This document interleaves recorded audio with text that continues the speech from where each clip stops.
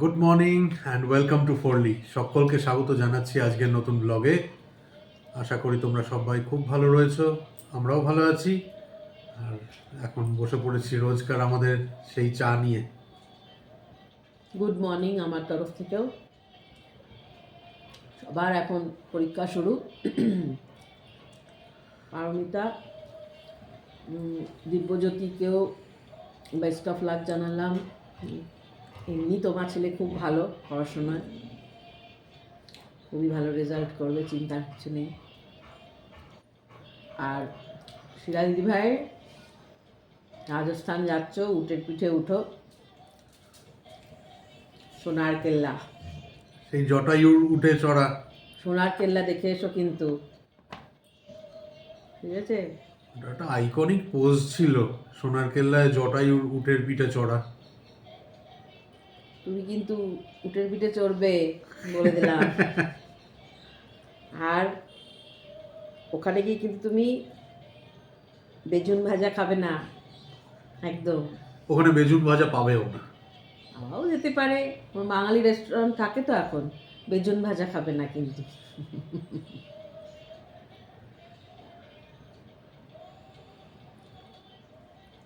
আর ঈশাদি, সৌরভকে আমি আলুর সাবস্টিটিউট, ওর খুব ননভেজ খাওয়ার ইচ্ছা তো, চিকেন মাটন সব মূলো দিয়ে খাওয়াবো এবারে। বাবা সত্যি,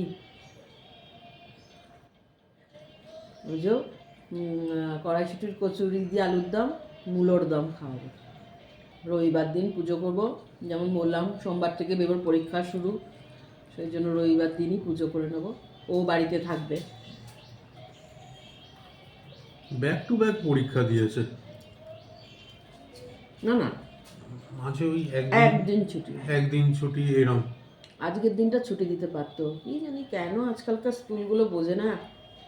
এক্সট্রা প্রেশার ক্রিয়েট করে বাচ্চাদের ওপর। আজকে ওদের ওই ক্যাপ্টেন সেরিমনি, কিন্তু সেখানে পেরেন্টসরা অ্যালাউড না, তাই না বলো? আর সেটাও এমন টাইমে। না না, ওটা মানে 1 ঘন্টার মধ্যে শেষ করে দেবে। আমার কথা হচ্ছে ধীরে সুস্থে পরে করলেই হতো, এক্ষুনি দরকার ছিল না। ফাইনাল পরীক্ষাটা হয়ে যাক তারপরে করতে পারতো। আজকে হাফ ডে দিতে পারতো ওইসব করিয়ে, বা ওটা করিয়ে ছুটি দিয়ে দিতে পারতো যে বাচ্চারা গিয়ে পড়াশুনো করবে। কারণ সোম মঙ্গল বুধ পরপর পরীক্ষা 3টে। না, ওটা হয়ে যাওয়ার পরেও চুপচাপ ক্লাসে বসে থাকতে হবে। কি হবে, আজকে লাস্ট এতে সিলেবাস কমপ্লিট, প্র্যাকটিক্যাল এক্সামগুলো হয়ে গেছে, একটু কি বাড়ি চলে এলে পড়াশোনাটা করতে পারে, কি বোঝাবে।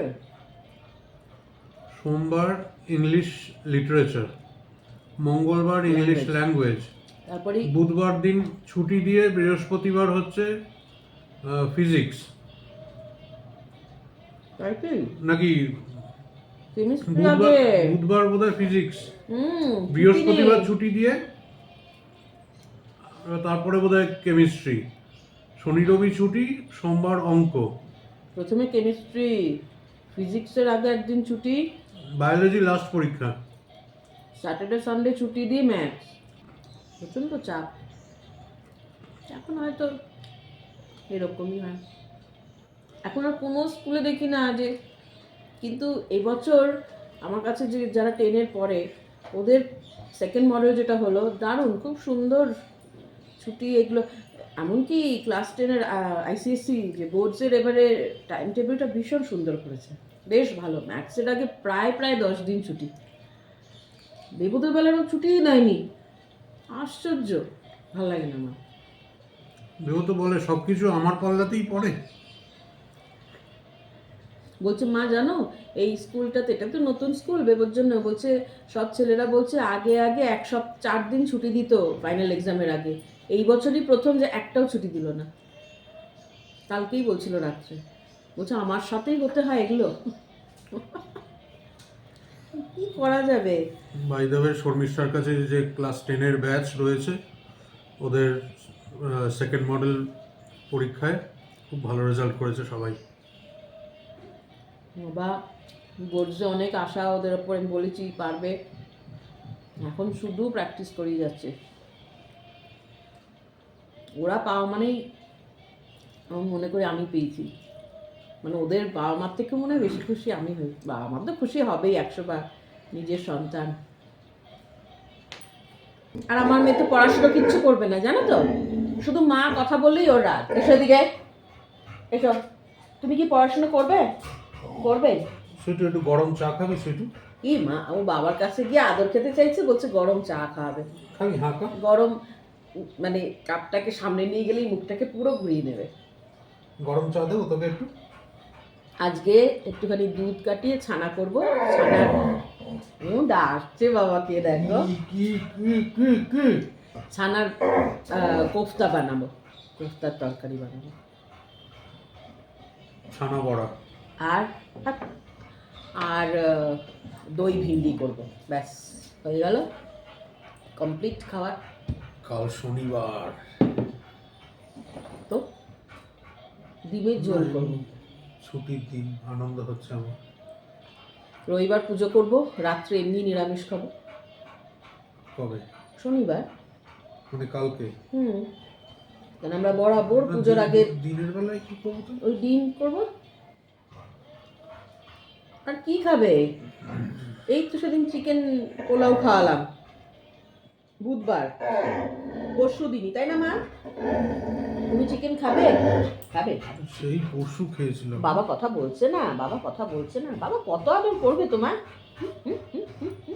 শুধু অ্যাটেনশন, শুধু অ্যাটেনশন সিকার। দেখা যাক কি করি, কিন্তু মোস্ট প্রবাবলি ডিমই করবো গো। ডাকো বাবাকে, ডাকো বাবাকে, ডাকো। বাবা পেছন দিকে চলে গেলে আমি আদরটা করবো কিরকম মুখ ভাবে? দিয়ে ওর বাবার গায়ে পায়ে এরম এরম এরম এরম করে যাচ্ছে, মানে আমাকে আদর করো। এসো।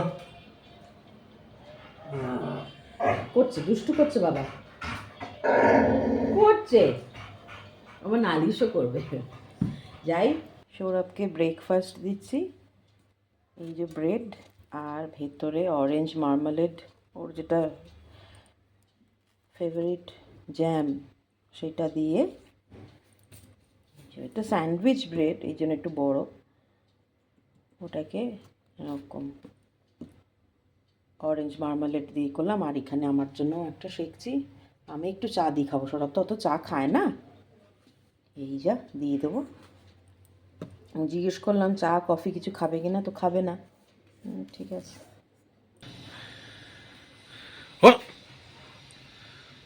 বাবা এ তো ভূত দেখার মতো। কি করছো তুমি এটা? তোমায় ক্যামেরা দিয়ে কি আসতে বলেছে? আমি হাসতেও পারবো না, আমি একটু মুখে প্যাক লাগিয়েছি, মুলতানি মাটি। এরম ভাবেই থাকো আজকের দিনটা তুমি, মানে সন্ধ্যাবেলায় পড়তে আসবে। আমি হাসতেও পারবো না। তোমায় কে বললো এখন আসতে বাইরে?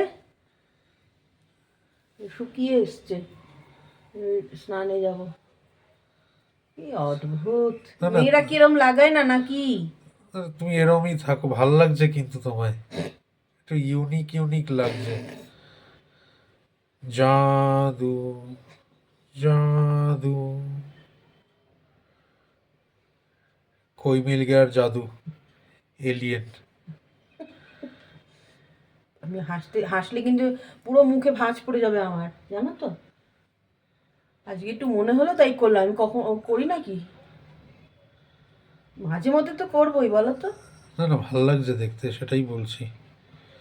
আমি ওই জন্যই তো বলছি এটাকে তুলো না, এরমই থাকো আজকে।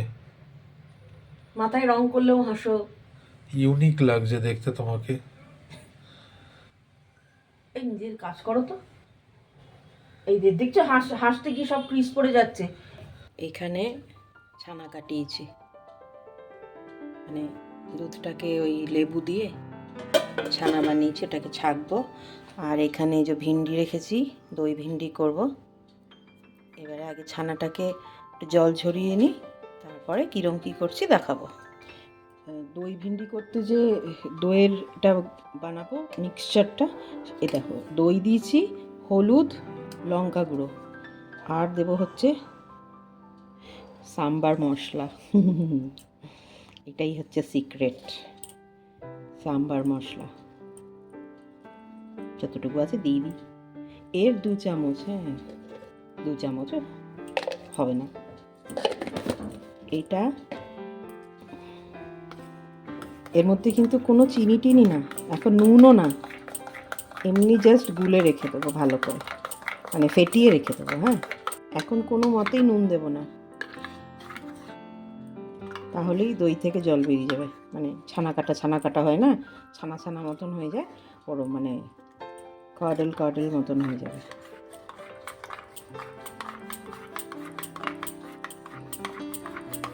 থাকবে।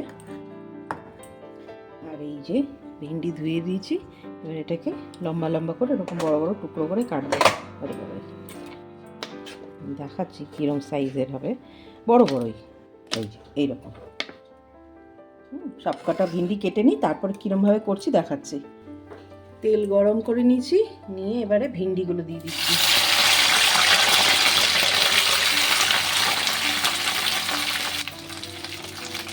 তোমরা যদি রাগ না করো তাহলে একটা কথা বলি, এটাও কিন্তু খুব চট জলদি রান্না। হ্যাঁ, তোমরা বলবে সবসময় সব রান্না করে বলবে ইজি রান্না, সত্যি ইজি গো। তুমি দেখো আমি করছি। আচ্ছা, দই ভিন্ডি কিন্তু অনেকেই অনেক রকমভাবেই করে, কেউ পেঁয়াজ আদা রসুন বেটে, টমেটো বেটে টেটে ওরম করে, আমি ওটা দেখাচ্ছি না, আমি একদম নিরামিষটা দেখাচ্ছি।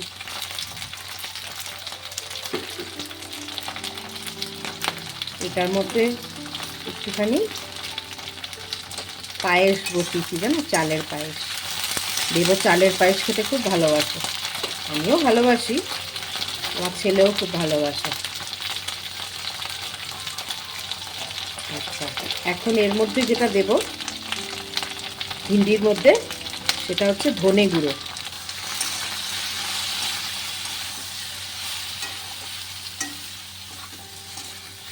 আর যেটা দেব সেটা হচ্ছে বেসন।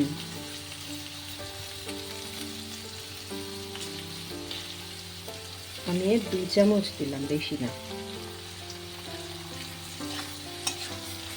বেসনটা দিলে কি হবে, এই যে ভিন্ডি থেকে তো একটা লেই একটা ব্যাপার মানে বেরোয়, তো সেইটা হবে না। হ্যাঁ,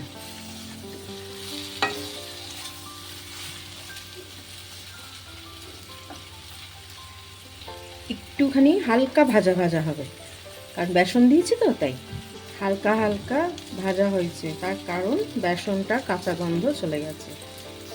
এইবারে কি করব, এইবারে যে দইয়ের মিক্সচারটা বানিয়েছিলাম, এখন কিন্তু গ্যাসটা কমিয়ে দেবো একদম, এখনো কিন্তু নুন দিইনি। হ্যাঁ, এবারে এই গ্লাসটাতে একটুখানি জল নিয়ে দিয়ে দিলাম।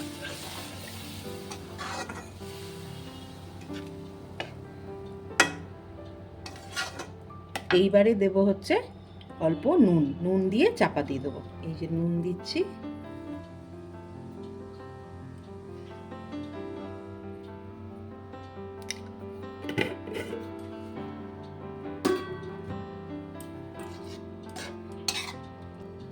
এবার এটাকে চাপা দিয়ে দেবো।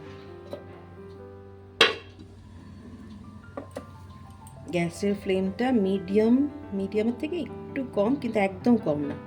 ব্যাস, এবার এটা হতে থাকবে, তারপর দেখাচ্ছি।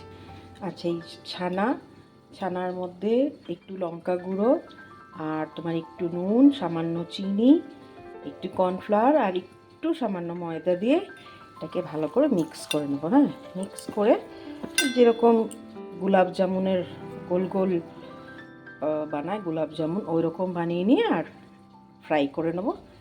তারপরে নিরামিষ যেরকম রান্না করে সেরকমই বানাবো, সেটা তখন আবার দেখাচ্ছি। হ্যাঁ,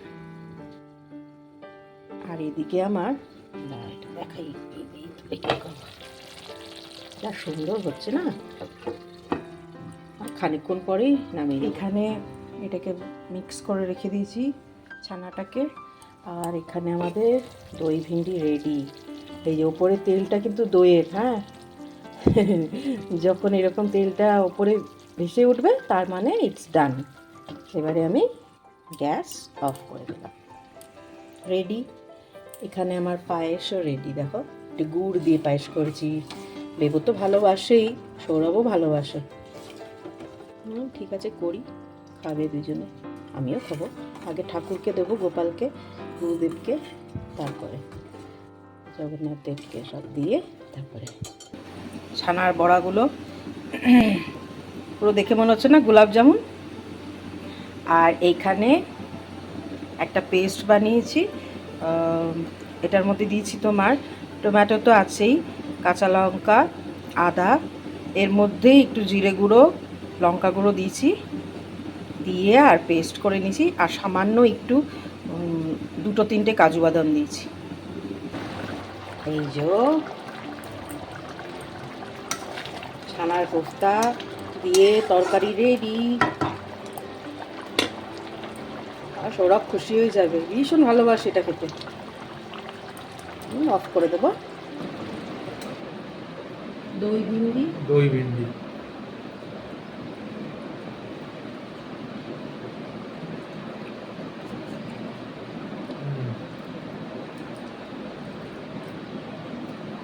ব্যাপক হয়েছে।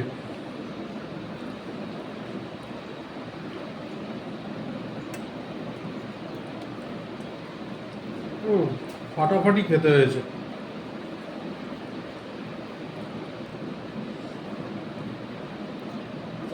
বেশি ঝাল হয়নি, ঝাল হয়েছে। এটা একেবারে নিরামিষ। দারুণ হয়েছে, দারুণ হয়েছে। পায়েসটাও কিন্তু খুব ভালো হয়েছে। গুড়ের পায়েস দেখালাম, ঠাকুরকে দিয়েছি, দিয়ে আমরা সৌরভকে একটু দিয়েছি, আমি একটু খেয়েছি। দেবও খুব পছন্দ করবে।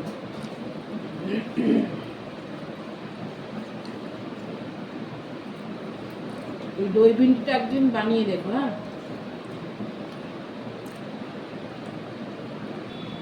তোমরা যদি পেঁয়াজ রসুন বাটা দিয়ে যেরকম করো, তাহলে আর সাম্বার মশলা দেবে না। কিন্তু এটা যেহেতু নিরামিষ, সেই জন্য আমি সাম্বার মশলা দিই। যদিও বা আমি এটাই করি, পেঁয়াজ রসুন টসুন ওটা দিয়ে আমরা খাই না, তাই না? এইটার কথাই বলছিলাম, সৌরভের অফিসে যে বন্ধু ছিল, এটা ভাত দিয়েও যেরকম ভালো লাগে, রুটি দিয়েও সেরকম ভালো লাগে। অপূর্ব। ছানার কোপ্তাগুলো এক একটা দেখে মনে হচ্ছে যেন ছোট ছোট ওই গোলাপ জামুন। হ্যাঁ, গোলাপ জামুন।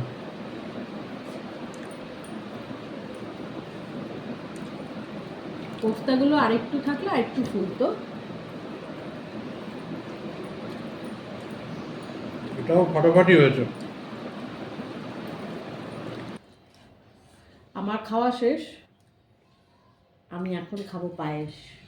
ও মা, রাইমিং ওয়ার্ড হয়ে গেল। দেব স্কুল থেকে এসে দিলেই খুশি হয়ে যাবে। বেবু চলে আসবে, টাইম হয়ে গেছে। এই চালের পায়েস গুড় দিয়ে আমার শ্বশুরমশাইও খুব ভালোবাসে। চালের পায়েসটা দারুণ হচ্ছে।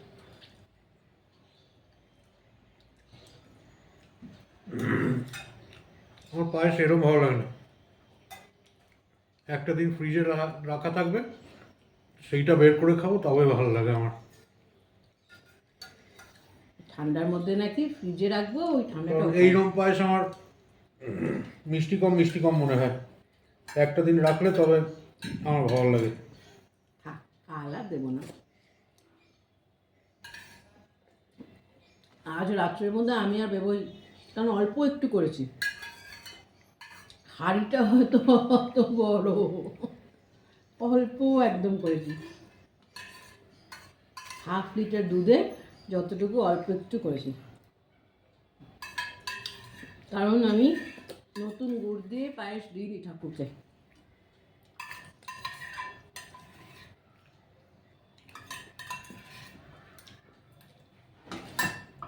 সেজন্য ভাবলাম আজকে দিয়ে দিই। চলো, খাওয়া শেষ।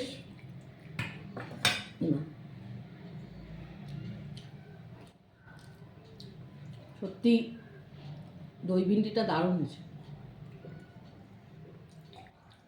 কোপ্তাটাও হয়েছে, কিন্তু আমার দুটোর মধ্যে দই ভেন্ডিটা সব থেকে বেশি ভালো। উঠে পড়ি, বাদ বাকি কাজ সেরে নিই, একটু বসবো, তারপরে পড়তে আসবে।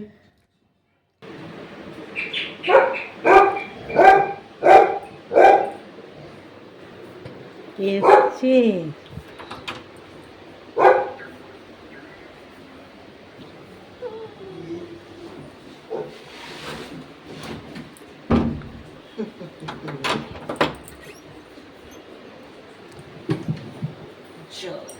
আজ এই তো কই দেখি, স্নেহাল কুমার ঘোষ।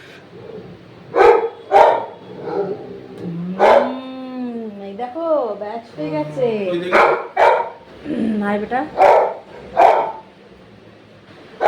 বাহ, আর এগুলো এই ফ্ল্যাগগুলো? এগুলো পরে দেবে, আচ্ছা। এখন না, এটা নেক্সট উইক ওরা বলবে কখন শর্টটা দিতে হবে, সেই অনুযায়ী। ফ্ল্যাপ এখনো আসেনি, ফ্ল্যাপ আসবে তারপর সব দেওয়া হবে। Congratulation, congratulation. ওরকম কেন বলছো? এই সুটুমা, কংগ্রাচুলেট করে দাও ভাইয়াকে। আচ্ছা, ভাইয়া হাত পা ধুয়ে নিকটা করছে, হাত পা ধুয়ে না। হ্যাঁ, লাঞ্চ করে ঘরে এসে একটু গড়াগড়ি খাচ্ছিলাম, ওই মাঝে মধ্যে একটু চোখটাও লেগে যাচ্ছিল।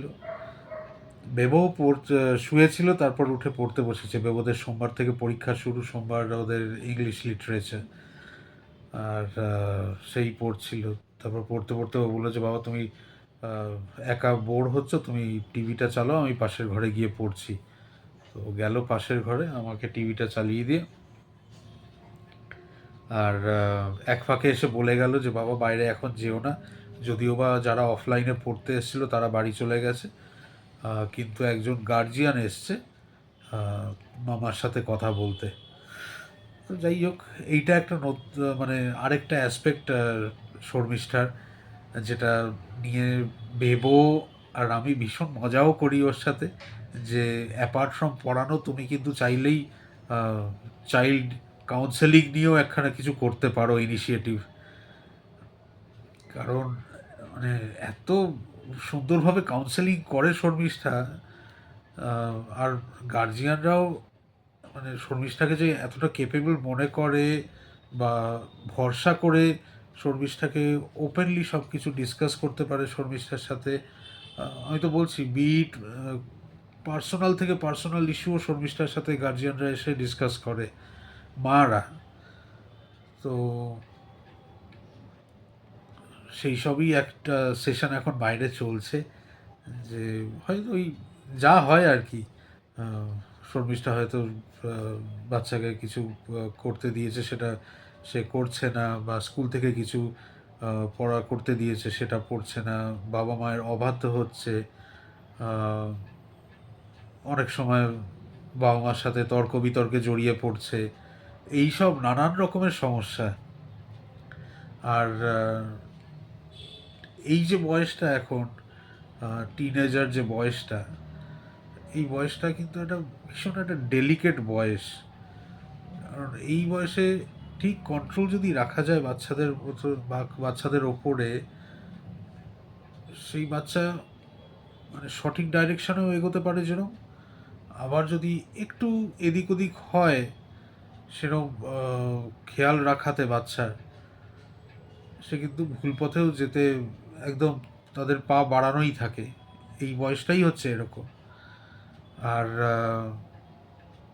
তখন কি হয়, তখন বাচ্চারা মনে করে যেন বাবা মা হচ্ছে বোধহয় পৃথিবীর সব থেকে বড় শত্রু তাদের। তো এই সমস্তই নানান সমস্যা নিয়ে গার্জিয়ানরা আসে শর্মিষ্ঠার কাছে, প্রায়ই আসে, মাঝে মধ্যেই সপ্তাহে অন্তত তো একটা করে কেস এরম হবেই হবে। আর যে ডিসকাশনগুলো হয় সেগুলো 1 ঘন্টার নিচে হয় না এক একটা সেশন, আমি যা দেখেছি এখনো অবধি। তো সেই জন্যেই এখনো বাইরে চলছে ডিসকাশন, হয়ে যাক, তারপর শর্মিষ্ঠা নিজেই আসবে ঘরে। এই যে তোমাদেরকে ওটাই বলার ছিল যে অ্যাপার্ট ফ্রম পড়ানো, শর্মিষ্ঠা কিন্তু কাউন্সেলিংয়ের কাজটাও অপূর্ব করতে পারে বাচ্চাদের। শর্মিষ্ঠার কাউন্সেলিং সেশন শেষ।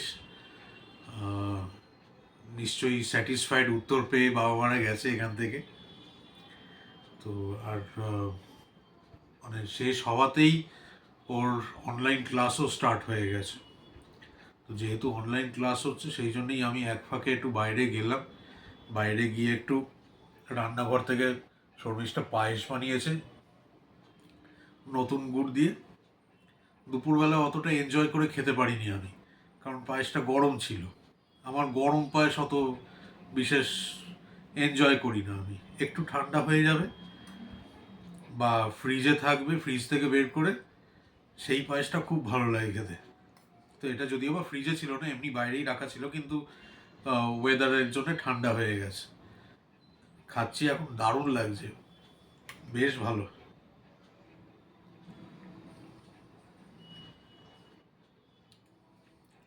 অপূর্ব হয়েছে। ভেতরে কাজু কিশমিশ, আমার এরম পায়েস ভালো লাগে। চালের কোয়ান্টিটি একটু কম থাকবে, মানে দুধের পরিমাণটা বেশি থাকবে।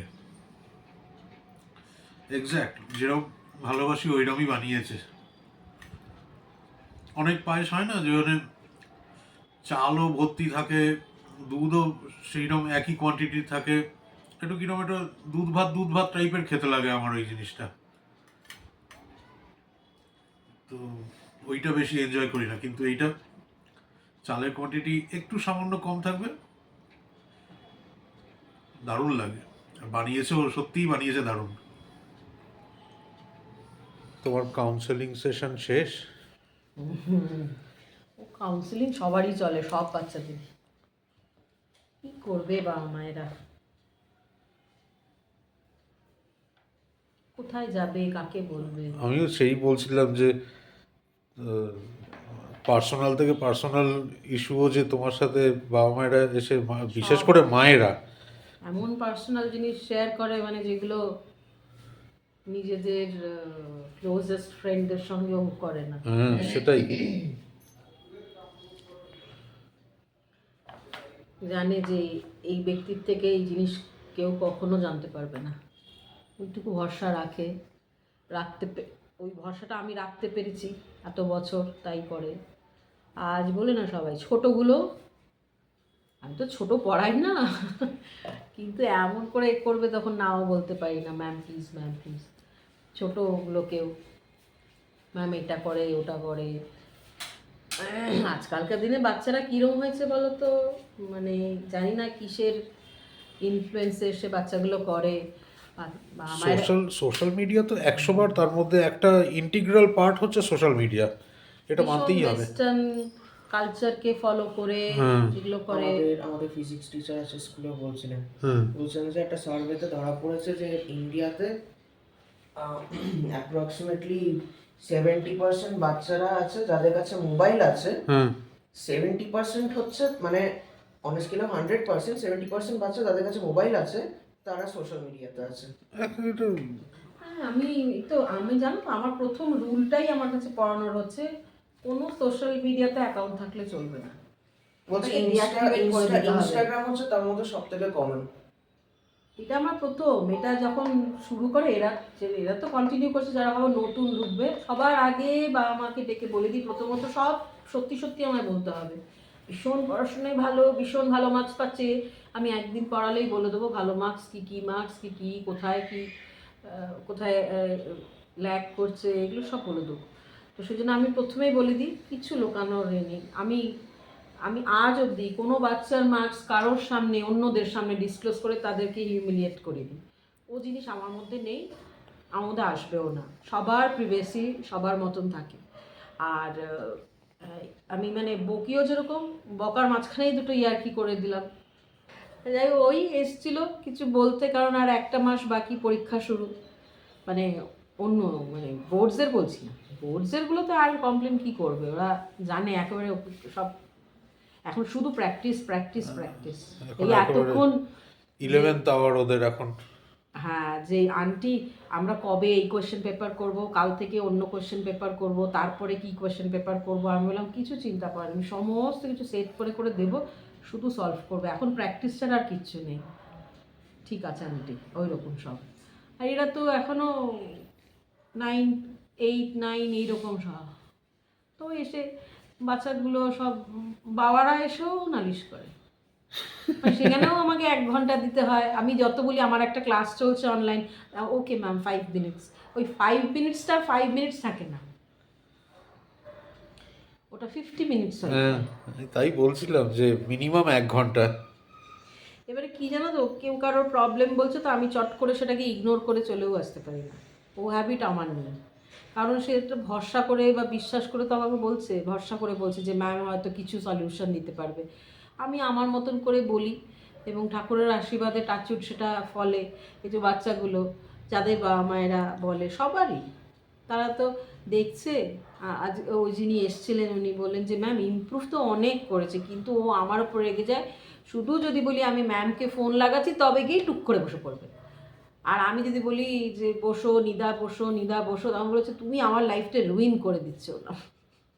আমি সেটাই আমি ঘরে বসেও বলছিলাম সবাইকে যে এই বয়সটা এমন একটা বয়স, মানে এবার ভুল আমি কি পথে জানো তো, গেলে।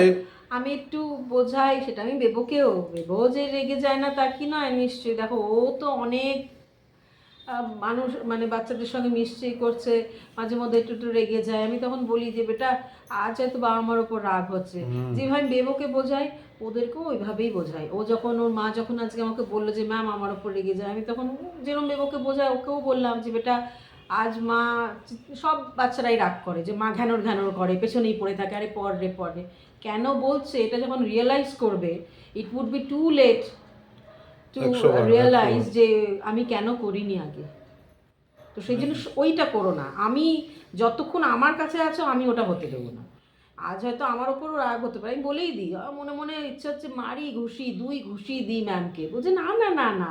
এরা বলে, আমি ছেলেগুলোকেও বলি যে আমি এত বকি, হয়তো তোমাদের মনে হচ্ছে ও পেলে যা দিতাম না 2টো পাঞ্চ, বলছে না। আমি তারপর আমি বলি যে আজ আমি বলছি, কাল আমি যখন থাকবো না একটা সময়, তখন তোমরা যখন লাইফে সেটেল হয়ে যাবে, এস্টাবলিশ হয়ে যাবে, অ্যাটলিস্ট একদিন হলেও মনে করবে লাইফে যে ম্যাম কিছু তো ভালো শিখিয়েছিল, তবে আমাদের কাজে দিচ্ছে। আমার আগের যারা পুরনো ব্যাচ রয়েছে তারা প্রত্যেকে ওই একটা জায়গায় গিয়ে বলে যে ম্যাম কেন সেকেন্ড মাদার বলে আমাকে, ওই একটা কারণেই বলে। তাদের মায়েরাও বলে যে ম্যাম আপনি ওদের সেকেন্ড মাদার। তো আমার কাছে এটা একটা বড় পাওনা। আমি চট করে হচ্ছে না বলেও পড়াশোনায় বাজে, আমি কিন্তু সত্যি টিউশনে নিয়ে যখন আমি কোনোদিনও জিজ্ঞেস করি না প্রিভিয়াস কত মার্কস পেয়েছে, পাস করেছে, ফেল করেছে, কত পার্সেন্টেজ, না। পড়াশোনায় ভালো হয়ে যদি আমার কাছে আসে তাহলে আর আমার কি, আমার ক্ষমতাটা কি, আমি ওটা জিজ্ঞেস করি না। আমি শুধু বলি যে উইকনেসগুলো তো আমাকে তো বলতে হবে যে ম্যামও লেখে না বা ম্যাম এটাও বুঝতে পারে না, ওটা সত্যি বলতে হবে। হ্যাঁ, মিথ্যে কথা বললে কি আমি তো বুঝতে পারবো না যে আমাকে কতটা কোন কোন সাবজেক্টের ওপর বেশি প্রেশার দিতে হবে। ডাক্তার আর পেশেন্টের মতনই ব্যাপার। আমি বলে দিয়েছি যে ডাক্তারের কাছে গিয়ে যেমন ডাক্তাররা বলে না মিথ্যা কথা বলবেন না, লয়ারের কাছে গিয়ে বলে মিথ্যা কথা বলবেন না, আমার কাছেও মিথ্যা কথাটি বলবেন না। আমি কারোর সাথে ডিসক্লোজ করি না, সেটা ওরা জানে। সেই জন্যই ওই মাসে একবার করে এসে দেখা করে, আর কিছু গন্ডগোল করলে মেসেজে, ফোন তো আছেই, আবার যখন মেসেজ ফোনে আর হচ্ছে না তখন ম্যাম প্লিজ, বাড়ি চলে আসে। আজকে যেমন সকালবেলা মেসেজ করেছে ম্যাম একবার কি আসতে পারবো, আলাম দেখুন আমার তো ক্লাস 10-এ ক্লাস চলে, আমি সত্যিই খুব ব্যস্ত। আমাকে এসে বলছে আপনি খুব টায়ার্ড, আপনাকে টায়ার্ড দেখাচ্ছে। আলাম আমি টায়ার্ড, আমি সত্যি টায়ার্ড, কারণ আমার সারাক্ষণ মাথায় ঘুরে যে এদেরকে, এরা রয়েছে, এরা কীভাবে ভালো রেজাল্ট করবে, ক্লাস 10-এর এরা কীভাবে করবে, তারপর তো বেবও রয়েছে, বেবোরও পরীক্ষা শুরু হচ্ছে, ওটার পেছনেও আমাকে চেল্লাতে হয়। মায়েরা তো চেল্লাবেই বলো।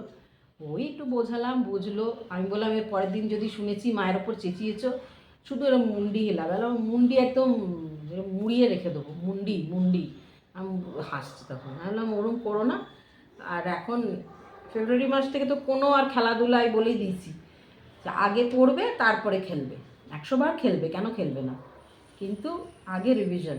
আর ওই স্যাটারডে করে রিভিশন টেস্ট নিই, আমি জানি তো না নিলে না এরা বাড়িতে কিচ্ছু, হ্যাঁ ম্যাম বাড়ি থেকে রিভাইজ করি, কিচ্ছু করবে না।